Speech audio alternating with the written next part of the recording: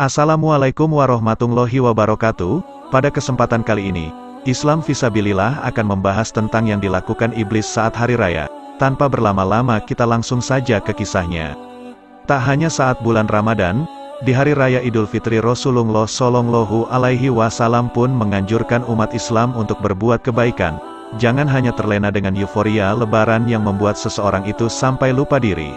Rasulullah Shallallahu Alaihi Wasallam pernah bersabda, "Bersungguh-sungguhlah di hari raya Idul Fitri untuk bersedekah, dan melakukan amal kebaikan seperti salat, zakat, tasbih, dan tahlil, karena sesungguhnya pada hari itulah Allah Subhanahu wa Ta'ala mengampuni dosa kalian, menerima doa kalian, dan melihat kalian dengan kasih sayang."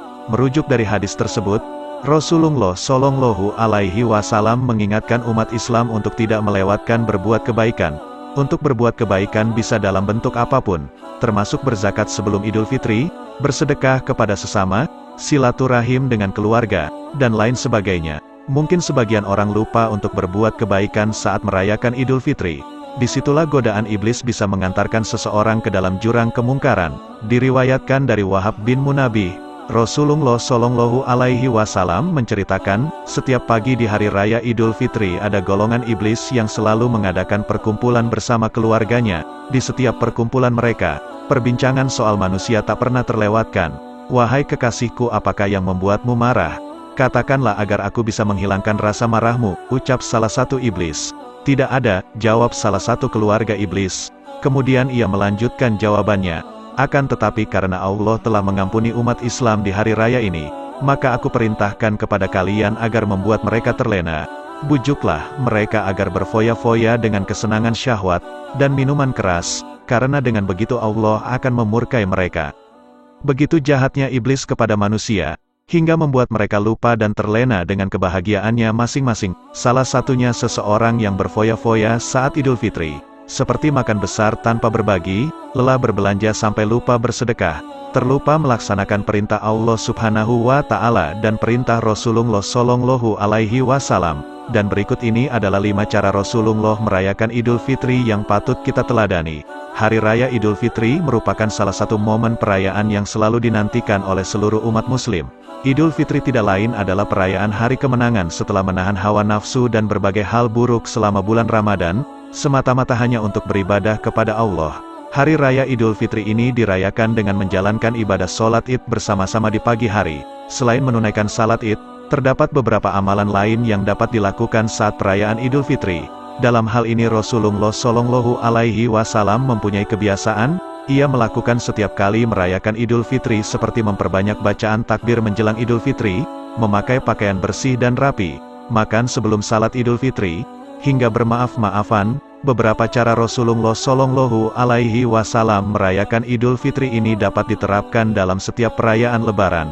Meskipun terdengar sederhana, beberapa amalan ini tentu dapat mendatangkan pahala bagi siapapun yang menjalankan. Bukan hanya itu, dengan meneladani beberapa cara Rasulullah Shallallahu Alaihi Wasallam merayakan Idul Fitri, Anda juga bisa mendapatkan kebaikan dan keutamaan. Meskipun bulan Ramadan telah berlalu yang ditandai dengan perayaan Idul Fitri, bukan berarti ibadah yang dilakukan di bulan Ramadan ditinggalkan begitu saja. Momen Idul Fitri menjadi lembaran baru bagi seluruh umat muslim untuk meningkatkan iman dan ibadah yang lebih baik. Dengan menerapkan beberapa cara Rasulullah Shallallahu Alaihi Wasallam merayakan Idul Fitri, berikut kami rangkum beberapa cara Rasulullah Shallallahu Alaihi Wasallam merayakan Idul Fitri yang perlu Anda ketahui. Yang pertama, memperbanyak bacaan takbir. Cara Rasulullah Shallallahu Alaihi Wasallam merayakan Idul Fitri yang pertama atau memperbanyak bacaan takbir. Dalam hal ini diriwayatkan bahwa Rasulullah membaca dan mengumandangkan takbir di malam terakhir Ramadan, hingga hari pertama di bulan Syawal. Anjuran ini pun diperintahkan Allah yang tercantum di dalam Al-Quran Surah Al-Baqarah ayat 185 yaitu, "Dan hendaklah kamu sempurnakan bilangan puasa serta bertakbir membesarkan nama Allah atas petunjuk yang telah diberikannya kepadamu. Semoga dengan demikian kamu menjadi umat yang bersyukur. Siapa saja yang bertakbir atau membesarkan nama Allah maka akan mendapatkan rahmat kebaikan darinya." Bukan hanya itu, dari ayat tersebut juga dipahami bahwa orang-orang bertakbir untuk Allah juga termasuk golongan orang-orang yang bersyukur. Selanjutnya, memakai pakaian terbaik. Cara Rasulullah merayakan Idul Fitri berikutnya adalah memakai pakaian terbaik. Dalam mempersiapkan Hari Raya Idul Fitri, Rasulullah selalu mandi memakai pakaian yang bersih dan rapi, juga menggunakan wangi-wangian. Hal ini pun dijelaskan dalam salah satu hadis riwayat Al-Hakim. Mandi, memakai pakaian terbaik, dan menggunakan wangi-wangian, bisa menjadi salah satu amalan sunnah yang dapat Anda terapkan setiap kali merayakan Idul Fitri, sehingga tidak hanya menyambut hari raya dengan perasaan gembira, namun juga mempersiapkan diri sebaik mungkin untuk merayakan hari kemenangan.